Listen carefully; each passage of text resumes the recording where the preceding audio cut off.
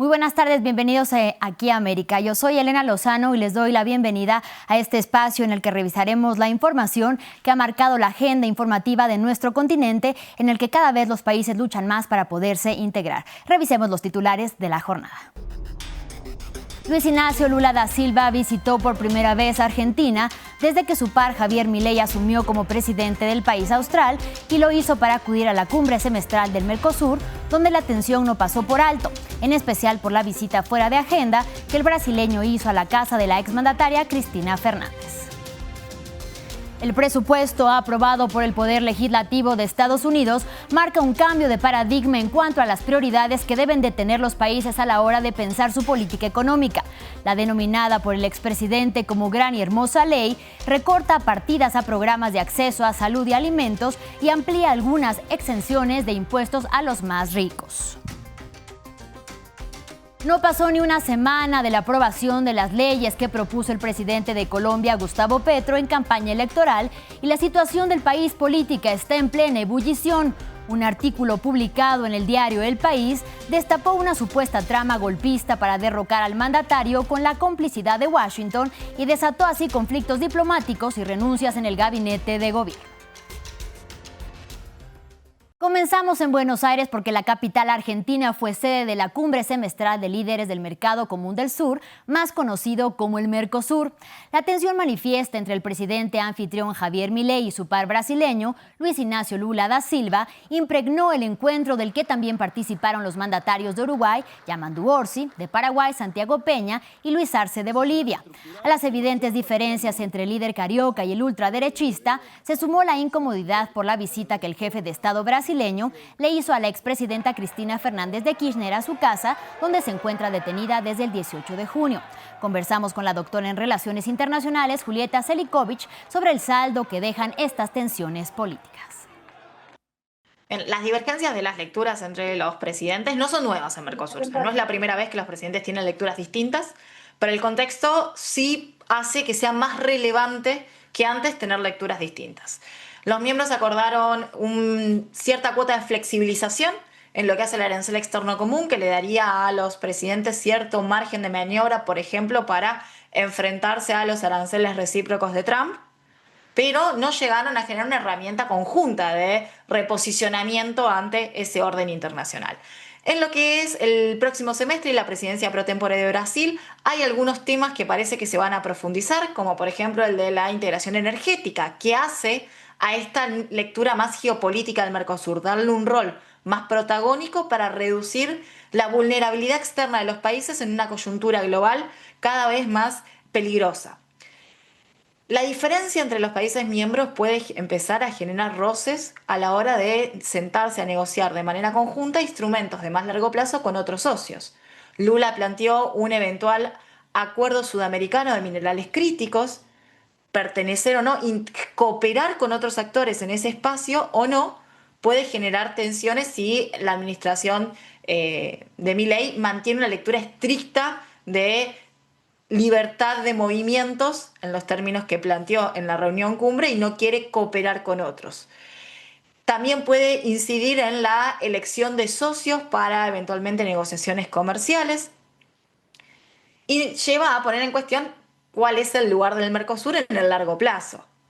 Desarrollar una industria conjunta de autos eléctricos, algo que parece ser hoy una herramienta posible dentro del entramado de Mercosur, pero que va a requerir conceder posiciones arancelarias, establecer políticas regulatorias conjuntas. Esto es un esfuerzo adicional por parte de los gobiernos, una visión común de hacia dónde integrarse y cómo poner en valor la región.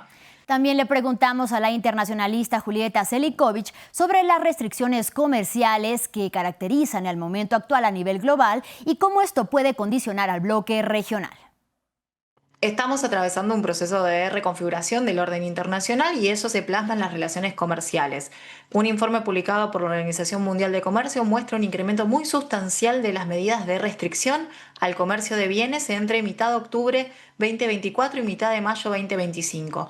Hoy el volumen de comercio de bienes que está afectado por aranceles, por prohibiciones a las importaciones o exportaciones y por distintos tipos de medidas restrictivas llega casi al 20% del comercio mundial. y tuvo, especialmente en este último semestre, un incremento muy acelerado. Entonces la dinámica que asume el Mercosur frente al sistema internacional no puede mantenerse en los mismos ritmos y con la misma inercia como si nada hubiese cambiado en el mundo.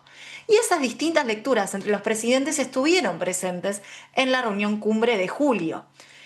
El presidente Milei asume una lectura del Mercosur más económica que geopolítica y tiene una lectura de utilizar el Mercosur como plataforma de una inserción a los mercados, como si los mercados siguiesen siendo estructuralmente abiertos y con una dinámica más propia de la globalización de los tiempos previos a la competencia geopolítica. Uno de los términos que utilizó para referirse al bloque es dejar de utilizarlo como un escudo para transformarlo en una lanza que penetra los mercados globales. Y este discurso tuvo un contraste fuerte con las lecturas, con mucha más carga de la lectura de poder internacional que se reflejó en los discursos de Lula, pero también en las autoridades de Paraguay, de Uruguay y en menor medida de Bolivia. Los otros 4 miembros del Mercosur refirieron al bloque regional como una herramienta que protege o que sostiene a los países miembros en un contexto de transformación global. Viajamos ahora a Estados Unidos, país de referencia para buena parte del mundo en cuanto a sus políticas económicas. Esta semana ocurrió un hecho que marca un cambio respecto a su paradigma presupuestario. A partir de la aprobación de aquello que el presidente Donald Trump denominó como gran y hermosa ley, buena parte de la ayuda que reciben los ciudadanos de menos recursos para acceder a la salud y los alimentos dejará de llegar. Para poder comprender mejor de qué se trata, Daisy Lance elaboró el siguiente informe. La llamada gran y hermosa ley de Trump pasó la prueba en el Congreso. La Cámara de Representantes de Estados Unidos aprobó la Big Beautiful Bill sobre temas fiscales. No puede haber mejor regalo de cumpleaños para América que la fenomenal victoria que hemos logrado hace unas horas cuando el Congreso ha aprobado el gran y hermoso proyecto de ley para hacer a América grande de nuevo, ¿verdad? Además de los recortes fiscales, la legislación aumenta la financiación de las deportaciones al tiempo que recorta la asistencia sanitaria y alimentaria para las personas con bajos ingresos. Algo que despierta preocupación. Entre los recortes se encuentran el programa de salud Medicaid y el Medicare, que da cobertura sanitaria a millones de estadounidenses. Estamos aquí para hacer sonar la alarma de que necesitamos que nuestro Estado, nuestros líderes nacionales en primer lugar, eliminen este Big Beautiful Bill porque está afectando a las familias, al programa SNAP y a Medicare. La Red de Seguridad Social de la Nación se enfrentaría a cambios masivos bajo la nueva regulación. Según la Oficina Presupuestaria del Congreso, que no es partidaria, para 2034 el proyecto de ley supondría casi 12 millones más de personas sin seguro médico en Estados Unidos.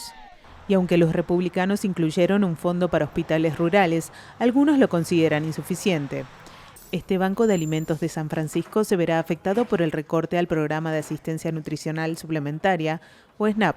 Este destripamiento del programa de alimentos afectará la herramienta más eficaz de Estados Unidos contra la pobreza, contra el hambre y significará un aumento de las necesidades. Va a ser un tsunami de necesidad y los bancos de alimentos no están preparados. Los ciudadanos y algunos inmigrantes con ingresos inferiores al umbral de pobreza de $15.060 se benefician del programa. El mismo brinda alimentos a 42 millones de estadounidenses. Con la nueva norma, Trump se aseguró la mayor victoria legislativa de su segundo mandato. La medida le dará miles de millones de dólares y nuevas vías legales para seguir adelante con su agenda nacional, aumentando las deportaciones de inmigrantes y recortando impuestos al tiempo que reduce prestaciones sensibles para la población. Y seguimos en Chile, donde tras 2 años de implementación de la Ley de Responsabilidad Parental y pago efectivo de pensiones de alimentos, la justicia ha registrado a más de 270,000 progenitores, quienes por años no han pagado la manutención de sus hijos. El 96% de los deudores son hombres y la deuda total reclamada por los tribunales chilenos supera los $2,000 millones. El periodista Alberto Peña lo cuenta en el siguiente informe. Anchi San Martín sacó adelante a sus 2 hijas sola. El progenitor se fue al extranjero y en 5 años nunca pagó la pensión alimenticia, generando una deuda de $10,000. Su caso se repite en más de 270,000 familias en Chile, una realidad que ha cambiado tras aprobarse la ley que interviene en las cuentas y fondos de pensiones de los deudores denunciados. Creo que los padres que descansaban en esto de poder desaparecer y no pagar, están asustados y generó un cambio, generó un hacerse cargo. Por último, por miedo a perder el pasaporte, el carnet de identidad. El 96% de los denunciados son hombres y en Chile se les conoce como papito corazón. Esta paternidad como abortiva que existe es muy violenta para los niños, es muy violento para las hijas, para las crianzas. Como Anchi, la expareja de Ana Castillo, no pagó la pensión de sus 2 hijos por 10 años y acumuló unos $17.000 en deudas. Ella daba por perdido ese dinero, pero la ley le ayudó a recuperarlo. Él se acopló a la ley, tuvo que ponerse ya a hacerse responsable porque no podía viajar. Entonces no podía renovar pasaporte, no podía sacar licencia de conducir para manejar la moto ni la camioneta.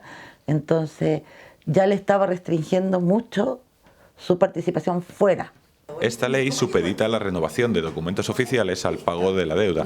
Se interviene en las cuentas bancarias y si el patrimonio no es suficiente para pagar, se toma de los fondos de pensiones que todo trabajador paga en Chile de forma obligatoria. Sí se ha dado bastante solución a cientos de familias, la verdad, que esperaban poder contar con ese dinero que tuvieron que sacar de otro lado para poder cubrir las necesidades de sus hijos y que ahora gracias a esta reforma han podido recuperar de una u otra manera.